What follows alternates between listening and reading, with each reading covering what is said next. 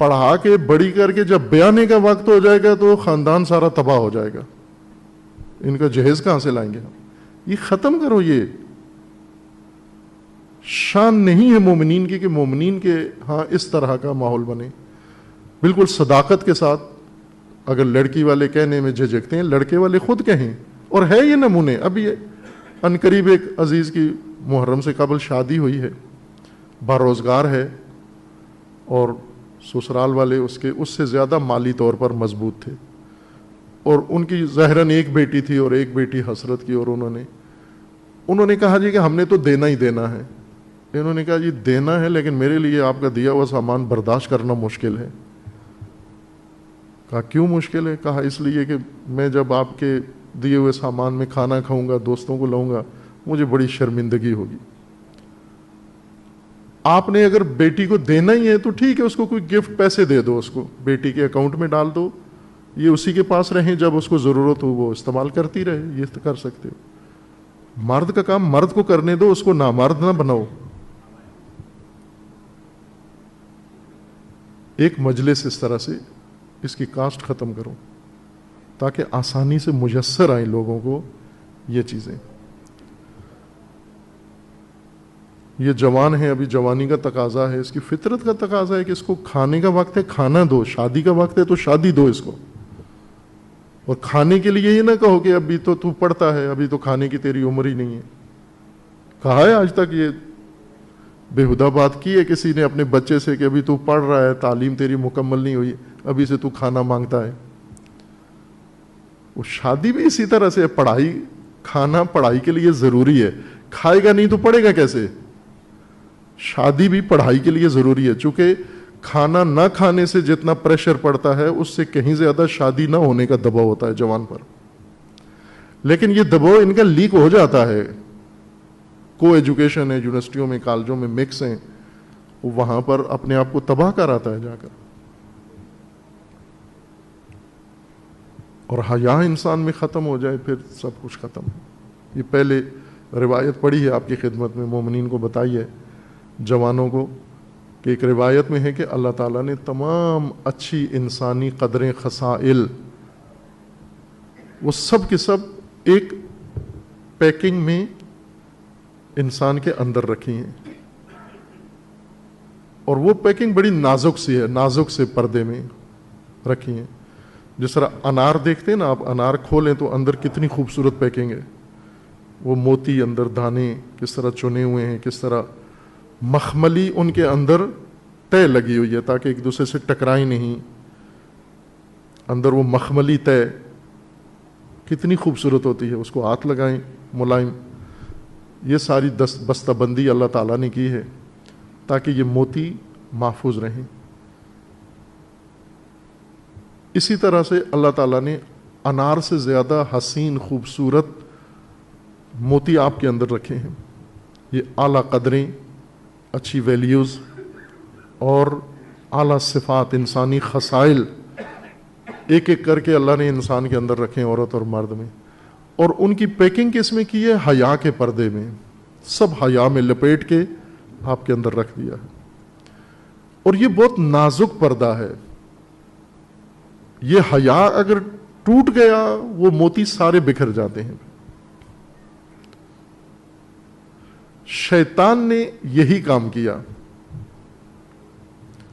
آدم و حوا پر, ہمارے جد اور جدہ پر اس نے جو واردات کی یہی کی. اس نے شجرہ ممنوعہ انہیں کھلا دیا. قرآن کیا کہتا ہے کہ جب انہوں نے یہ تناول کیا تو کیا ہوا؟ یہ تو مانا تو پتہ ہی ہوگا نا کیا ہو گیا. پھر ان کو فوراً کیا اثر ہوا؟ اونچا بولو. بے لباس ہو گئے, شرمگاہیں ننگی ہو گئیں, شرمگاہیں ننگی ہو گئیں. یہی کام کیا اس نے. انہیں تو فوراً احساس ہو گیا کہ غلطی کر دی. یہی حیا توڑ دیا اس نے, حیا پہ حملہ کیا, اور انہوں نے تلافی کر لی. ابنائے آدم ان کی بھی سب سے پہلے حیا پہ حملہ ہوتا ہے، اور حیا ختم ہو جائے پھر کچھ بھی نہیں رہتا انسان کے اندر، سب کچھ نابود ہو جاتا ہے۔ پھر ہم ایسے ریاکارانہ طور پر اوپر بھرم سا بنا کے رکھتے ہیں، مثلا جوان ہے یا بوڑھا ہے یا جو بھی ہے، میں نے عرض کیا نا کہ اب ظاہری اس کا حلیہ، ظاہری اس کا انداز بہت اچھا ہے، لیکن اس کا موبائل نکال کے دیکھیں،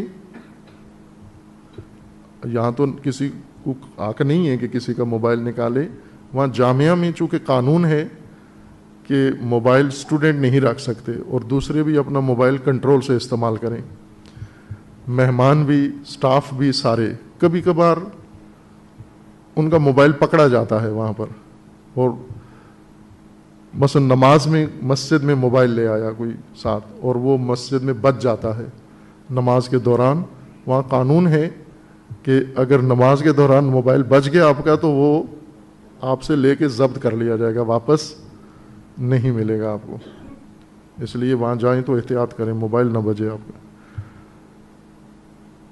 موبائل لے لیتے ہیں، اب یہ نماز میں آیا ہے، نماز میں موبائل بجا ہے، ضبط کر لیا، اور اس ضبط موبائل میں جو کچھ وہ موجود ہوتا ہے عموماً تو نہیں کھولتے ہم، کہ مہمان ہو تو نہیں کھولتے، سٹاف کا ہو تو کھول لیتے ہیں، یا اسٹوڈنٹ سے پکڑا جائے تو کھول لیتے ہیں، اور اس کے اندر سے جو مسجد سے موبائل ملتا ہے اس کے اندر جو کچھ ہوتا ہے شیطان بھی پناہ مانگتا ہے اس سے۔ اس لیے کہا تھا کہ ایک منافقانہ شرم ہے، ظاہر ہے ہم بڑے شرمیلے ہیں، کچھ باتیں نہیں کرنی چاہیے، شادی کی بات نہیں کرنی چاہیے، بچہ گھر میں کر دے، مجلس میں کریں، تو یہ کیسی باتیں کر رہے ہیں، مولانا کیسی باتیں کر رہے ہیں، یہ کرنی چاہیے، ان سے نہیں بے شرمی پیدا ہوتی ہے، ان سے شرم کو تحفظ ملتا ہے۔ اسی طرح مثلا احکام ہیں، شرعی احکام کا ایک بڑا حصہ انسان کے طہارت، نجاست اور ان چیزوں سے ہے، ازدواجی تعلقات، یہ احکام بتاتے ہوئے شرماتے ہیں سارے، علماء نہیں بیان کرتے شرم آتی ہے، لوگ نہیں سنتے شرم آتی ہے۔ ابھی میں آپ کے فقہی احکام جو امام صادق علیہ السلام نے بیان فرمائے ہیں شاگردوں کے سامنے، مجمع کے سامنے، میں اگر آپ کے سامنے بیان کروں وہی احکام، آپ مجلس سے اٹھ کے چلے جائیں گے کہ یہ کیا باتیں شروع کر دی ہیں، مجلس میں یہ کیا نام لے رہے ہیں۔ یہ منافقانہ شرم ہے۔ احکام شرعیہ سیکھنے پڑھنے میں کوئی شرم نہیں ہے، بلکہ شرم کا تحفظ ہے، حیا کا تحفظ ہے کہ یہ مسائل پتہ ہوں، عورتوں کے عورتوں کو پتہ ہوں، مردوں کے مردوں کو پتہ ہوں، جوانوں، مثلا آپ کے گھر میں بچہ جوان ہوا ہے، پتہ ہے اس کو بلوغ کس کو کہتے ہیں، محتلم ہوتا ہے، پتہ ہے والدین نے بتایا ہوا ہے اس کو، یا کسی عالم نے، مولانا نے اس کو آگاہ پہلے سے کیا ہوا ہے کہ آپ اس عمر میں پہنچے ہو، ابھی یہ ہونے والا ہے آپ سے، ابھی آپ اس کیفیت سے دوچار ہوگے۔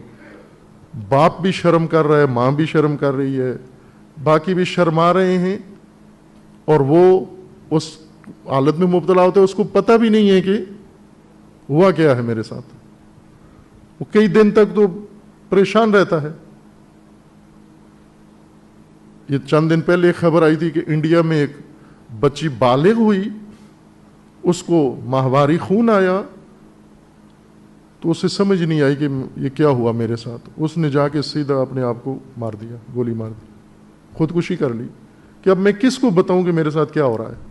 اگر اس کو بتایا گیا ہوتا، سمجھایا گیا ہوتا کہ یہ آپ کے لیے ایک اعلیٰ اب رینک بڑھ رہا ہے آپ کا، آپ لڑکی سے عورت بن رہی ہو، آپ اسی طرح یہ لڑکا ہے یہ مرد بن رہا ہے، تو یہ حرکتیں نہ کریں۔ اول تو یہ نجس ہو جاتے ہیں، اور نجاست میں ہی نہ بتاتے ہیں، وہی کپڑے نجس ہو جاتے ہیں، ماں وہی کپڑے لے کے باقی، یا ماسیوں کو تو نہیں بتاتے کہ جوان نے نجس کر دیے کپڑے، وہ نجس کپڑے باقی گھر والوں کے کپڑوں کے ساتھ بھی ملا کے دھو کے سب کو نجس کر کے، شیمپو سے تو کپڑے پاک نہیں ہوتے واشنگ مشین میں، پہلے ان کو بتاؤ کہ یہ نجاست ہے یا یہ آپ کے احکام ہیں اس عمر میں، یہ آپ کے، یہ ایک ایک کر کے سارے احکام ائمہ باقاعدہ بتاتے تھے، سمجھاتے تھے، ذکر کر کے بتاتے تھے۔